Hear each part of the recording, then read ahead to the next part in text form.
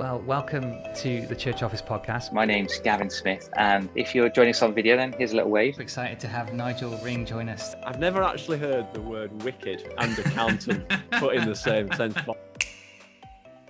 Well, hello and welcome to the Church Office podcast. My name is Gavin Smith, and it's a joy to welcome you today to this Church Administration Admin and Ops podcast. We love talking about the ministry behind the scenes, and one of our joys is to invite guests onto our podcast.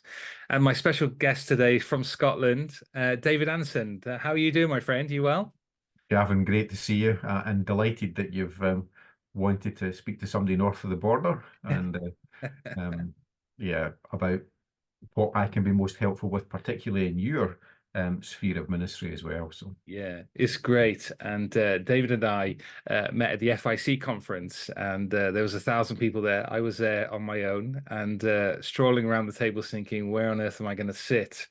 And there was a space right next to you. Isn't it amazing how God just brings people together? And I met you and your wife, and we chatted over my session, and then we found out a whole bunch of stuff about what you're doing. Fill us in a little bit about the project and why you started this. yeah, so how did it come about? I guess an initial idea came about way back in about 2010. In my latter pastoral ministry church life, I've served in 3 churches, but I served in one from 2020, from 2000 to 2022. And about 2010, in a large city centre church, as a pastor, was really wrestling with how I could effectively pastor people in a congregation. Some folks may have read the book Trellis and the Vine, and I think the reading of that with the senior pastor at the church enabled both of us to realise that there were changes we could make in how we did pastoral ministry. And one of those changes, although we were both committed as pastors to go around and see families, go to people's homes in the evening. We all do that, and that's an extension of our ministry, isn't it? To be out and about morning, afternoon, and evening. But we began to realise that there were probably people during the day who were in the city, as well as just a different context of meeting people other than just in their home, that we could begin to start reading the Bible and praying with people. In a coffee shop or in some other setting. And actually, ironically, when COVID hit, we were able to do it one-to-one walking. But way back in 2010, it was just this idea that began to generate about how to do pastoral ministry differently by being very relational and very focused. Now, obviously, we would be totally committed as a pastor. I would be committed to minister to a family. So if there's a husband and wife and kids, I'm delighted to go and meet them in their homes. But there were other times where, by meeting them individually for their own growth, particularly the guys or the dads in the families, that spending time with them in their own, I could get a sense of their heart, they could get a sense of my heart. And so from that, I had a sabbatical in 2016, and it was on discipleship and it was on caring for folks. And at the time, I had about 6 pastors that I had been in touch with. I decided to be intentional about just meeting up with them during the sabbatical time as well, and discovered that actually what I'd been doing in my pastoral ministry with members in the congregation just naturally extended to do exactly the same thing with pastors. I had never received that myself as a pastor, but actually in the process of doing it, realised how beneficial it was to those pastors. And then the ideas began to, I guess, germinate a bit more. And how could I make this a reality? Would it be possible to make it a reality alongside a busy pastoral ministry? Or should I go part-time? Could this be full-time? If it was, what would it look like? So that's a wee bit of how it came about. And this sort of relational nature of the ministry to people that just extended over to pastors as well. Yeah, that's great. And the Face2Face project, it covers and serves pastors with mentoring and coaching, and you and I have met up since FIC, and I've got the chance to kind of experience firsthand what it's like to be cared for you, and it's lovely. And you've got a huge heart for pastors, and we know, don't we, that the context for pastors is getting more and more difficult, isn't it? It's more and more challenging and more pressures. Do you want to speak into that a little bit? What are you coming across as you meet pastors? What are they facing? So it's interesting when people ask me, and you've asked me that in general terms, what sort of things am I coming across? Obviously, there are statistics and trends out there as well that organizations have done research on. I think similarly to pastoral ministry, as a pastor spending time with a member in the congregation, it's their whole life that we want to input into and share. And so I often find it difficult when somebody says to me, so what are the main things? I don't have a top 3 list of, these are the 3 things that we need to be hitting all the time, because the conversation often just becomes a conversation about life and ministry, how life overlaps with ministry and how ministry overlaps with life. Now, there are some particular things that I think pastors uniquely are challenged by and struggle with. They obviously struggle with and are challenged by their own heart, their own devotion and service to Christ. They're also challenged in particular by the strain that can come on them as a shepherd caring for sheep. So any congregation, whether it's small or large, a pastor's responsibility is a weighty responsibility. And I've got to be careful when I say that, because there is a good shepherd and there is the one who is the shepherd, and he's the shepherd of the pastors as well. But actually in situ, a pastor who's wanting to serve out of his giftedness or serve under his responsibility realizes that there's a responsibility to care for the flock.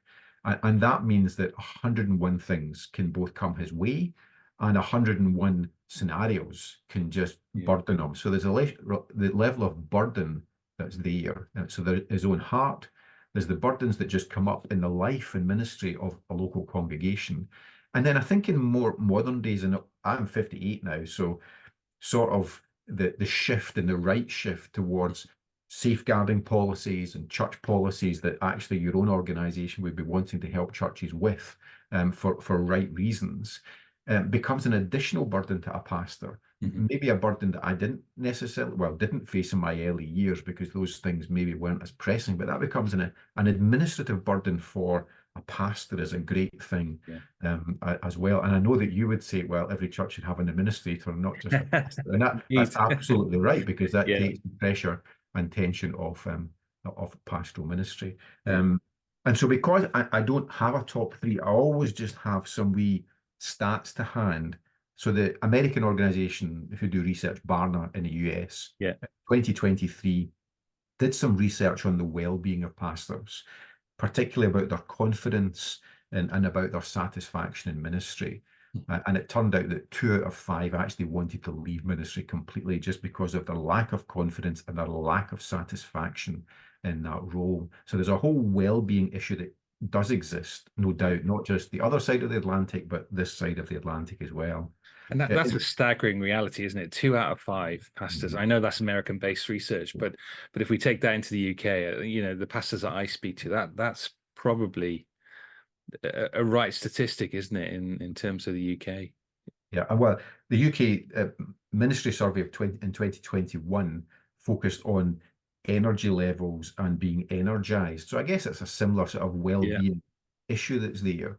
And it was about a third just disenergized, if you want to put it that way, a third with some level of energy, and then a third feeling more energized. And so there are different pressures, I guess, that would cause a sapping of energy, and there are different pressures that would cause an impact on their well-being. And maybe the 3 that I've highlighted: the pastor's own heart, the heart and health of the local congregation, and then just some administrative burdens. Now, there are many, many more we could talk about, but those are at least 3 that can put pressures upon people. That's helpful, really helpful. Now, in your vision statement, you talk a little bit about this kind of 10 years of pastors who've been in ministry for 10 years. Why have you pitched it there? It'd be really interesting to kind of find out a bit more about that. Yeah. So although I never received one-to-one mentoring or coaching or discipling as a Christian, Mhm. nor as a pastor. In the early 90s, my wife and I are the first church that we're involved in pastoral ministry in was in Luton, which was just outside London. And that gave access to Proclamation Trust. And I would regularly attend Proclamation Trust events.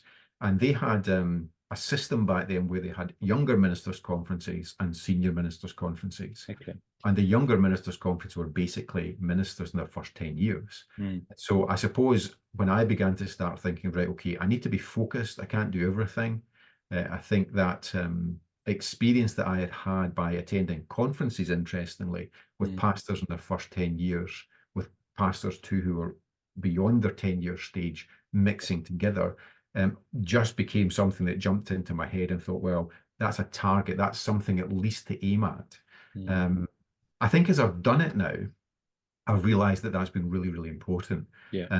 Because although I survived the first 10 years and I survived the first 20 years and I survived the first 30 years and then I hit 32 years, I thought, what could I do well with my next decade? And I find myself now doing this. You know, I think pastors sometimes feel as though they just have to keep going on and on and on with the additional pressures. And that's a different argument, I suppose, a different conversation. But I'm not convinced that we should just keep on going. I think we should, as I've done with my last decade officially, thought, how can I be energized to do something that is of value and really put stuff in? Now, I think as I look back now, so in my first 10 years, I experienced two churches. And two different churches. One, back in the 90s, there were no associate programs, there were no pastoring training roles or no apprentice programs. So I was involved just as an assistant pastor in a church of about 70 people in Luton. And in that first 10 years, I then made a move to become a sole pastor in a very small church here in the outskirts of Edinburgh with about 20 people initially. And so I had experienced some sort of training development and then had experienced being landed just into a situation. And as I reflected back on those first 10 years, I'm just grateful to God for the fact that we were able to get through those. But I'm becoming more and more aware now that these first 10 years are very, very crucial. Probably always were crucial, but I think that is the society we're living in changing at root level, at foundational level? Probably not, in terms of just, sin is sin, Satan is Satan, church life is hard. Is my heart going to be drawn after other things? Are the congregation's lives going to be drawn after other things? Are there going to be additional things impinging upon us? None of that has changed. But maybe just the way that society expects organizations to treat people and everything else means that there are these additional pressures. And I'm particularly picking that up because I know that that's your heart in making sure that some aspects of pastoral life or church life is taken on by good administrators, good directors of church operations, key people in deacons' roles doing that stuff if it's a smaller congregation or whatever. So I think all those things put together, I've got no scientific evidence of it, but I think there's something important about those first 10 years. Yeah, no, that's really helpful, isn't it? And I think some of the leaders I've met within sort of denominational groups are saying where they think their churches need help is two main areas, they would say. One is church management, kind of administration, that burden. And the second one is some mentoring and coaching. And that just keeps coming back time and time again. And I think there is a desire for younger pastors to have somebody that they can be mentored by, that somebody can sit and coach them in different ways. Do you think there's benefit? Because I mean, if you're part of FIC or something, then there's a support network in some ways. You know some of the other local churches, you go to conferences. Is there a benefit, do you think, of finding someone outside of your network to do this kind of this interaction of life and ministry? Yep. So a couple of things there. obviously it was conferences for me in my first 10 years at Proc Trust that were very helpful, and going to the Evangelical Ministry Assembly and other conferences that I've been really helped with in both my, I guess, learning how to be a pastor, being theologically astute, but also just sharing time with people. Those were good. Yes, there are good networks within FIC here in Scotland, the Free Church of Scotland, the Bible colleges that tend to train people in the networks that I'm aware of are Cornhill in Glasgow and ETS, which was the old Free Church College here in Edinburgh. And there's an overarching organisation here in Scotland, the Bonar Trust, who help fund some of the guys coming out of all of that. And so there are good networks. But my experience is that if I begin to speak to someone who is wrestling with a challenge within a denomination or a challenge within their church or a challenge with someone in ministry, they would often say that it's far better to have someone who's not a stakeholder. And so they would really advocate for mentors outside of as opposed to inside of. Now, that doesn't mean conferences can't do something. That doesn't mean that FIC's Pastors Network can't accomplish something. Of course they can, absolutely. But actually my experience would be on the ground, most pastors would say they so appreciate just somebody independent outside of the situation, able to view it from a completely different perspective. Yeah, that does sound helpful, and I can see pastors benefiting from that.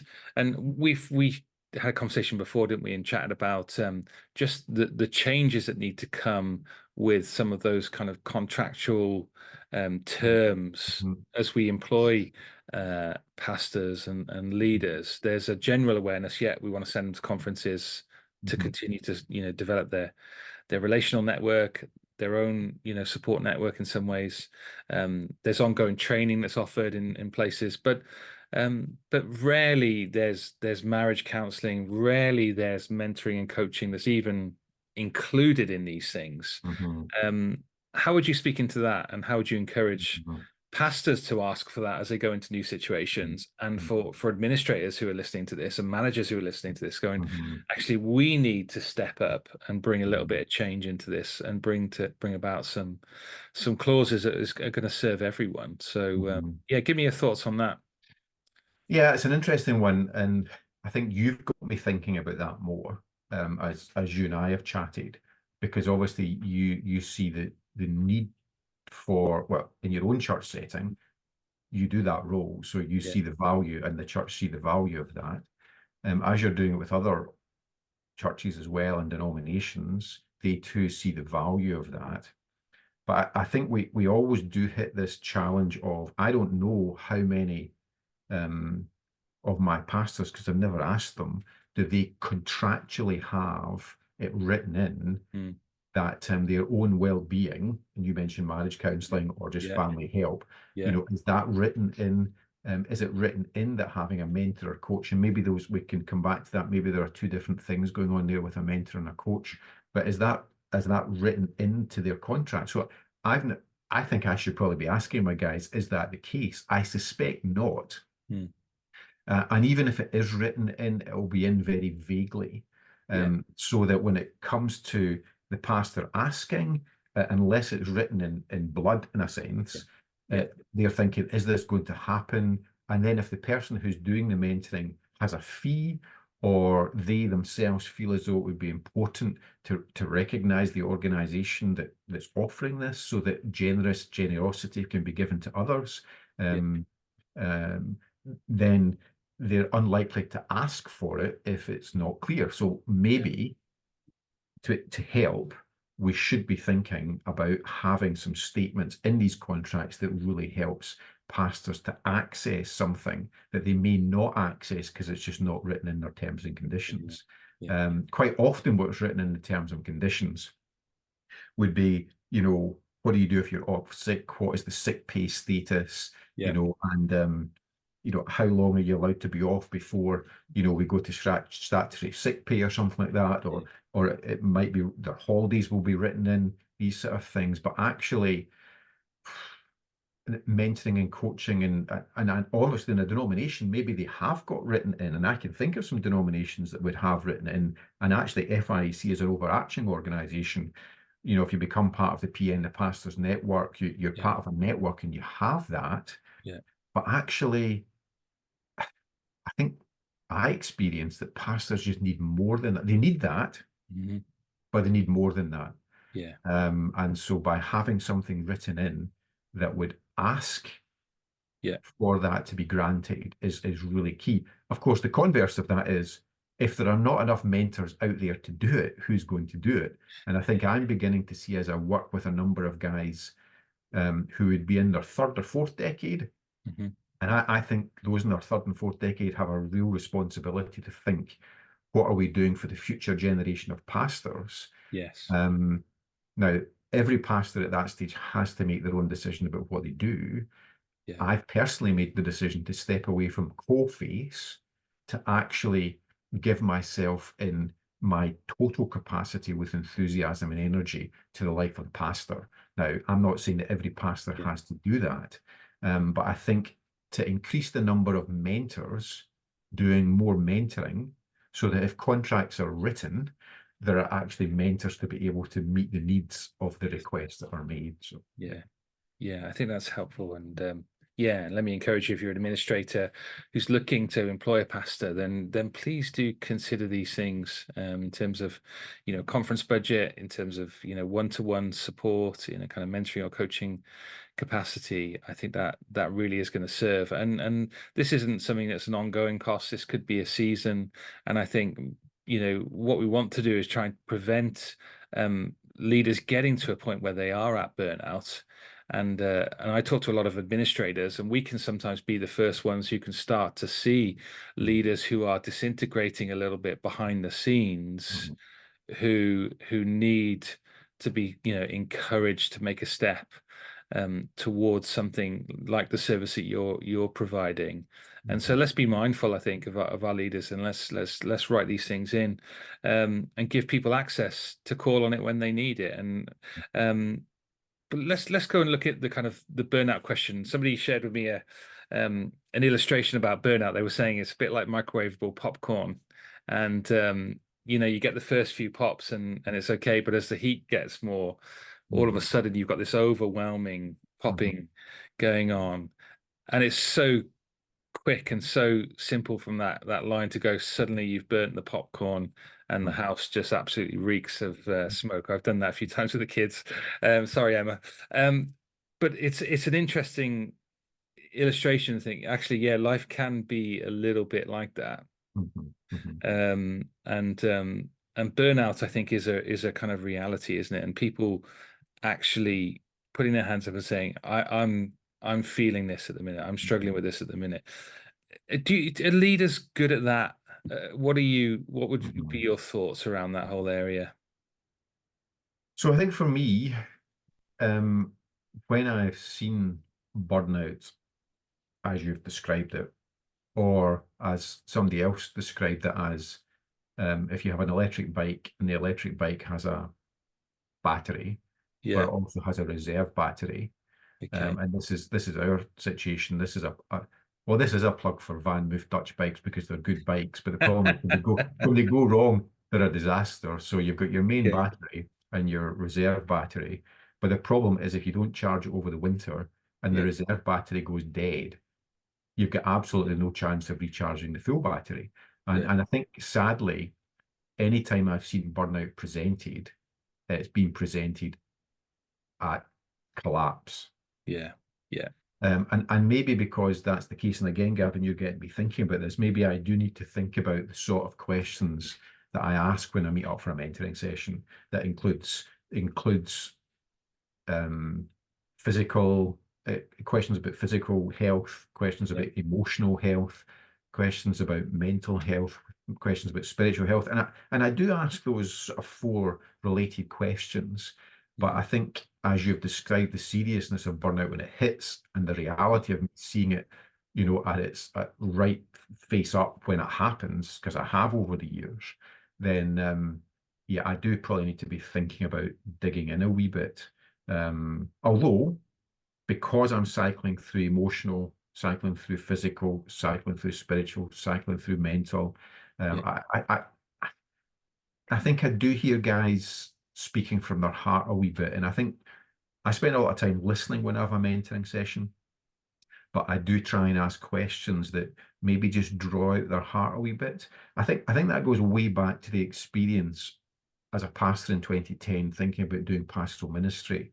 It wasn't that I was the answer to people, but I think I realized that as I stood up to preach the Bible, and that is really important to do in the gathered congregation, we were relying on the Holy Spirit, obviously, to do the work in people's hearts. But Yeah. as a pastor, if I had 100 people in front of me, I didn't have a clue what was going on in their hearts. Yeah. But if I was meeting up with 10 of them, or 12 of them, or 20 of them, in a coffee shop or in their home, and asking those 4 related types of questions, Yeah. suddenly I was, and it wasn't I was the answer, I was asking the questions so that they could then speak out of the overflow of the heart. I could hear it and then say back to them, do you hear how you've put into words what's going on? And if that was the case in any of those 4 areas, spiritual, physical, emotional, or mental, then suddenly as a pastor, I was in a position maybe to have a different course of conversation. And I think that would be the same with pastors too. So yeah, you're reminding me I need to do it more to try and make sure we reduce the potential of burnout. But actually, as I'm just thinking it through in my head, I think the sort of listening that I do and the questions I ask result in guys being quite honest. Yeah, that's good. Well, let's finish on this kind of difference between mentoring and coaching, because we haven't covered that, and we're using both words. It'd be interesting to see how you describe that in the kind of the format of kind of talking about life and ministry as a pastor in a situation on one-to-one with you. Fill me in on how you would split those two apart. Yeah. So generally, for me, in my simplicity of thinking, I generally look on mentoring as more longer term. Yeah. Coaching as more shorter term. Yeah. Mentoring requires developed relationship. It develops a relational context, I think, for it to be as successful as it can be. Coaching less so. So, you know, if somebody was coaching somebody's backhand in tennis, they're a coach. You employ the coach, you get them to do it, and they can help with the discipline. Yeah. And so that would be my way. Coaching would be more shorter term, mentoring is more longer term, mentoring is more relationally based. Now, that doesn't mean that coaching can't be relationally based, and I think it should be, and there are good organizations out there who are offering gospel coaching, who are offering coaching from a gospel perspective that is relational. But I think coaching is much more about trying to accomplish something in an area, whereas mentoring is much more a holistic life and ministry. Let's talk as widely as possible about everything.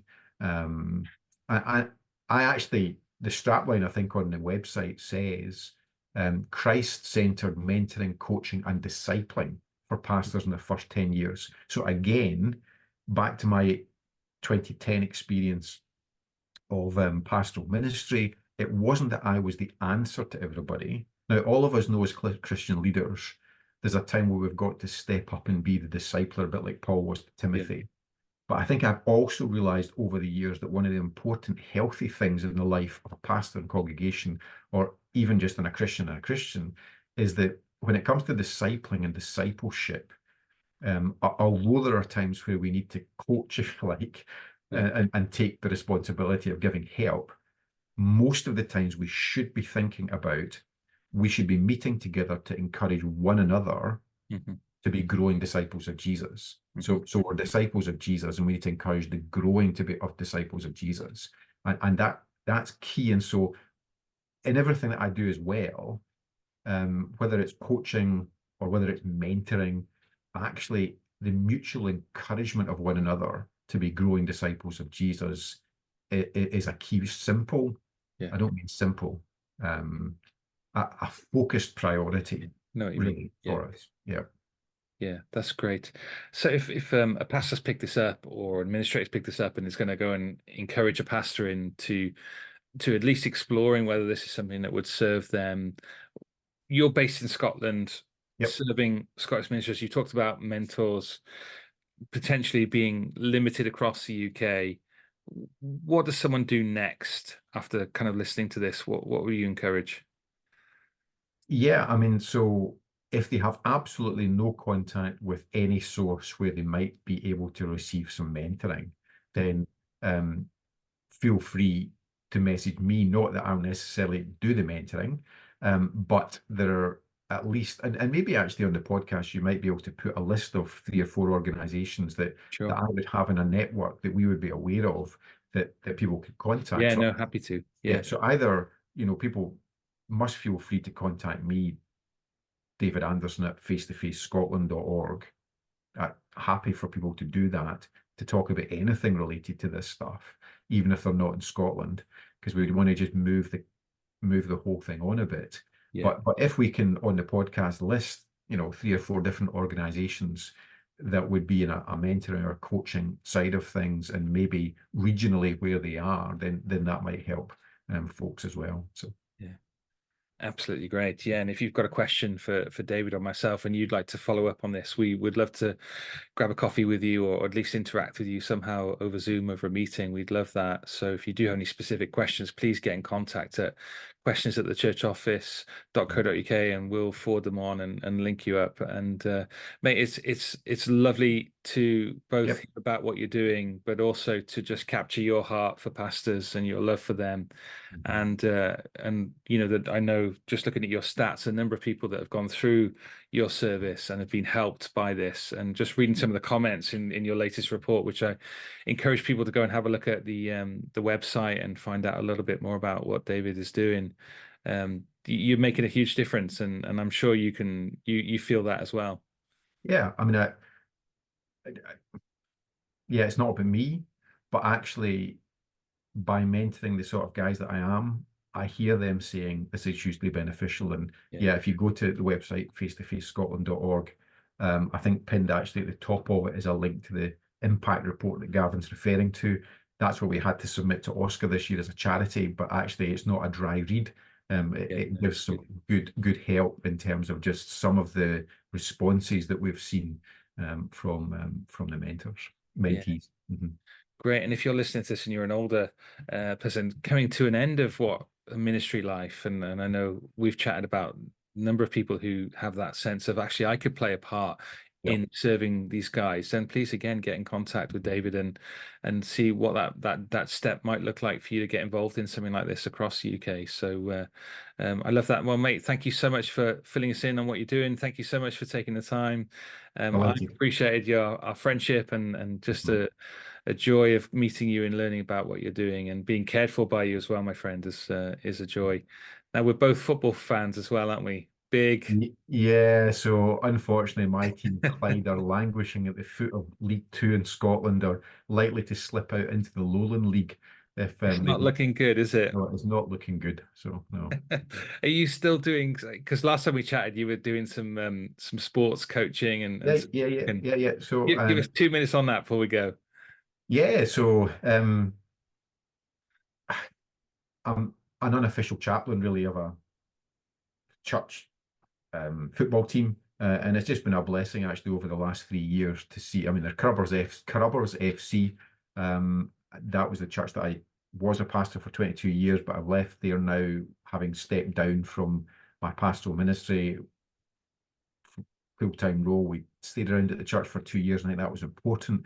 But my wife and I have now moved to a local church, which is literally 5 minutes away from us here, and we're thrilled to be part of that. But I still have interaction with the guys. About 2/3 of the guys in the team are not Christians. A third of them are, some from Crubbers, some from other churches in the city. And they're just really intentional about having a Bible verse explained in the changing room. They're really intentional about having not just prayer in terms of, oh, hope we win today, but prayer in terms of praying for one another's lives, and just the whole ethos of taking a genuine interest in one another's welfare. And it's just been a huge thrill of mine to be part of that. And as a result of some of the wee talks are done at award nights and signing nights for the guys. I'm writing this wee gospel track called "With Jesus, You'll Never Walk Alone." So it's Oh, in cool. draft form. Yeah. And this year, it will be done by the team, for the team. So I have 3 guys in the team, one a Christian, one not, and one who's just become a Christian, helping me to work in that. We hope this will be useful, a bit like 2 Ways to Live, Yeah. out there in the future for a wider audience. But at the moment, we're not too worried about there being mistakes in it, because it's by the team, for the team. So that hopefully some of the guys themselves who are not yet followers of Jesus would become followers of Jesus. So, yeah. Mate, love that. And yeah, if you want to find out more about that, then please connect. But thank you so much for listening to the podcast today, and we'll see you next time. Yeah. Bye. Bye.